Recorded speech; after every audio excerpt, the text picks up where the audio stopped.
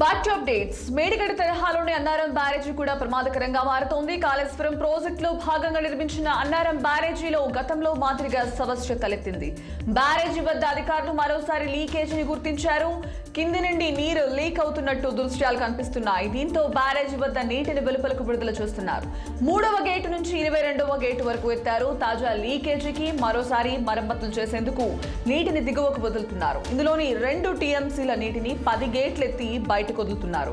బ్యారేజీలో గతంలో 2 పియర్ల వద్ద లీకేజీ కనిపించింది. నీరు బుంగలుగా బయటకు వచ్చింది. అప్పుడు నిర్మాణ సంస్థ ప్రతినిధులు, ఇంజనీరింగ్ అధికారులు చర్యలు చేపట్టారు.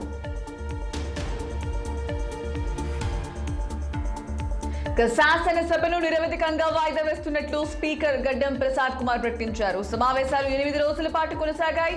అసెంబ్లీ మొత్తం 45 గంటల 32 నిమిషాల పాటు కొనసాగింది. అందులో కాంగ్రెస్ పార్టీ 8 గంటల 43 నిమిషాలు, బీఆర్ఎస్ 8 గంటల 41 నిమిషాలు, బీజేపీ 3 గంటల 48 నిమిషాలు, ఎంఐఎం 5 గంటలు, సిపిఐ 2 గంటలు 55 నిమిషాల సమయం కేటాయించామని స్పీకర్ వివరించారు. మరోవైపు శాసన మండలి 6 రోజుల పాటు కొనసాగిందని తెలిపారు.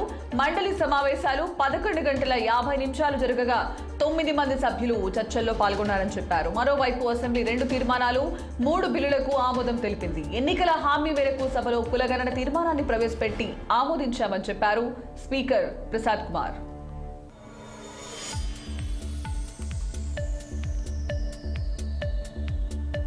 జనసేన అధినేత పవన్ కళ్యాణ్ విశాఖ పర్యటన నేడు ఖరారైంది. నేడు రేపు 2 రోజుల పాటు విశాఖలో పర్యటించనున్నారు. ఈ నేపథ్యంలో ఉత్తరాంధ్ర పార్టీ ముఖ్య నేతలతో జనసేనాని వరుసగా భేటీ కానున్నట్టు తెలుస్తోంది.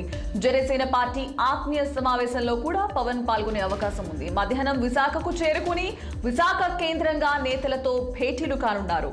శ్రీకాకుళం, విజయనగరం, విశాఖ, తూర్పు గోదావరి జిల్లా నాయకులతో భేటీలు, సమీక్షలు నిర్వహించనున్నారు. మంగళవారం విశాఖ నుండి నేరుగా ఢిల్లీకి పవన్ కళ్యాణ్ వెళ్లనున్నారు. ఈ నెల 21న పొత్తులపై కీలక ప్రకటన చేసే అవకాశం ఉంది.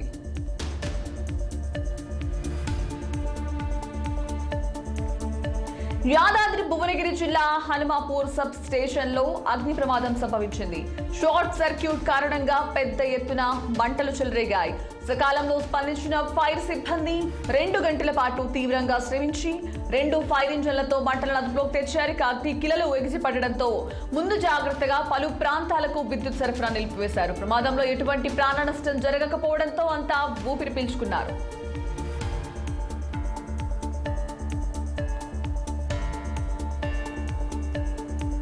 అనంతపురం జిల్లా రాప్తాడ్లో సిద్ధం సభకు అన్ని ఏర్పాట్లు పూర్తి చేశామని మంత్రి పెద్దిరెడ్డి రామచంద్రారెడ్డి తెలిపారు. రాష్ట్రంలో ఎన్నికలు సమీపిస్తున్న వేళ శంఖారావాన్ని పూరించడమేనని మంత్రి చెప్పారు. ఎన్నికల్లో సింగిల్ గానే పోటీ చేస్తామని స్పష్టం చేశారు. ఏపీలో మళ్లీ వైసీపీ ప్రభుత్వమే అధికారంలోకి వస్తుందని ధీమా వ్యక్తం చేశారు.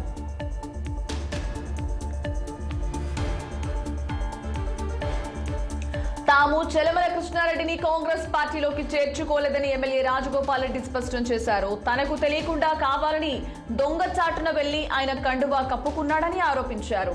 దీపాదాస్ మున్షికి తెలియకుండా లైన్ లో నిలబడి కృష్ణారెడ్డి కండువా కప్పించుకున్నారని చెప్పారు. తనపై ఆయన పోటీ చేశారని, అలాంటిది తనకు తెలియకుండా కాంగ్రెస్ లో ఎలా జాయిన్ అవుతారని ప్రశ్నించారు. ఇక మునుగోడు ఉప ఎన్నికతో 600 కోట్ల అభివృద్ధి జరిగిందని రాజగోపాల్ రెడ్డి చెప్పారు. తాను బీజేపీలో ఉంటే కాంగ్రెస్ లో ఉంటే బీజేపీకి డిపాజిట్ రాలేదని అన్నారు. ఇక లోక్సభ ఎన్నికల్లో 3 సీట్లు బీసీలకు ఇవ్వాలని అనుకుంటున్నామన్నారు. సికింద్రాబాద్, జహీరాబాద్, భువనగిరి సీట్లను బీసీలకు ఇచ్చి గెలిపిస్తామని ధీమా వ్యక్తం చేశారు. లోక్సభ ఎన్నికల్లో కాంగ్రెస్ కు ఖచ్చితంగా 10 సీట్లు వస్తాయని నమ్మకం వెలుబుచ్చారు. పటేల్ రమేష్ రెడ్డికి ఎంపీ సీట్ ఇస్తామని ఉత్తమ్ కుమార్ హామీ ఇవ్వలేదని, ఏఐసీసీ ఇచ్చినట్లు తనకు మాత్రమే తెలుసని చెప్పుకొచ్చారు.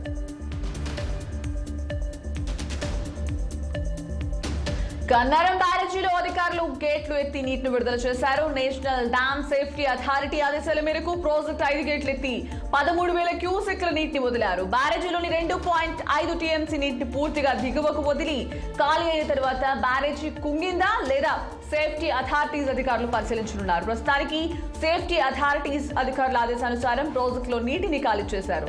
సరస్వతి బ్యారేజ్లోని నీరు మేడిగడ్డ లక్ష్మీ బ్యారేజ్లోకి వచ్చి చేరుతుంది. ఇక మేడిగడ్డ లక్ష్మీ బ్యారేజ్లోని నీటిని కూడా గేట్లు ఎత్తి దిగువకు విడుదల చేయనున్నారు అధికారులు. భారత అంతరిక్ష పరిశోధన సంస్థ మరో రాకెట్ ను విజయవంతంగా ప్రయోగించింది. తిరుపతి జిల్లాలోని సతీష్ ధావన్ స్పేస్ సెంటర్ షార్ నుంచి శనివారం సాయంత్రం 5:35 GSLV F-14 వాహక నౌక ఇన్సాట్ 3DS ఉపగ్రహాన్ని నింగిలోకి మోసుకెళ్లింది. 18.46 నిమిషాల అనంతరం 2275 కిలోల బరువు ఉన్న ఈ ఉపగ్రహాన్ని నిర్ణీత కక్షలో ప్రవేశపెట్టింది. ఇన్సాట్ 3DS ను వాతావరణ పరిశీలనను మెరుగుపరచడానికి, భూమి, సముద్ర ఉపరితలాలను పర్యవేక్షించడానికి రూపొందించారు. తద్వారా వాతావరణ అంచనా, విపత్తు హెచ్చరిక వ్యవస్థలను మెరుగుపరుస్తుంది. ప్రస్తుతం కక్షలోని ఇన్సాట్ 3D, ఇన్సాట్ 3DR ఉపగ్రహాలతో కలిసి ఇది పనిచేస్తుంది. ప్రయోగం విజయవంతం కావడంతో ఇస్రో శాస్త్రవేత్తలు, సిబ్బందికి చైర్మన్ సోమనాథ్ అభినందనలు తెలిపారు.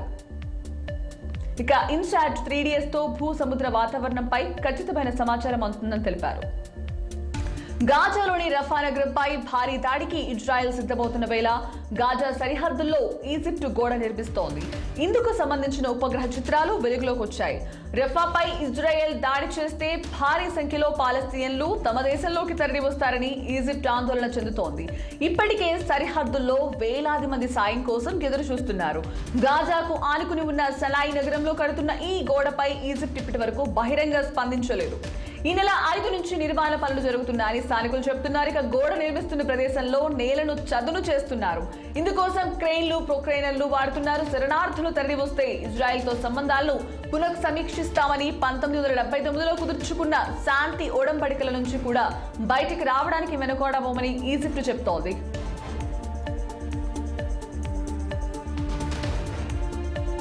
ఇక అమెరికా మాజీ అధ్యక్షుడు ట్రంప్ కు న్యూయార్క్ కోర్టు 3000 కోట్ల జరిమానా విధించింది. రిపబ్లికన్ పార్టీ నేత డొనాల్డ్ ట్రంప్ తప్పుడు ఆర్థిక పత్రాలతో బ్యాంకులను, బీమా సంస్థలను మోసం చేశారని న్యూయార్క్ కోర్టు $364 మిలియన్ ఫైన్ విధించింది. తన ఆదాయం, ఆస్తుల విలువను వాస్తవ విలువ కంటే కాగితాలపై అధికంగా చూపించి బ్యాంకులు, బీమా సంస్థల నుంచి చౌకగా రుణాలు తీసుకుని ఆర్థికంగా లాభపడినట్లు ఆరోపణలు వచ్చాయి. బ్యాంకులు, బీమా సంస్థలు మోసగించినట్లు కేసు నమోదైంది. దీనిపై న్యాయస్థానం 2.5 నెలల పాటు విచారణ జరిపింది.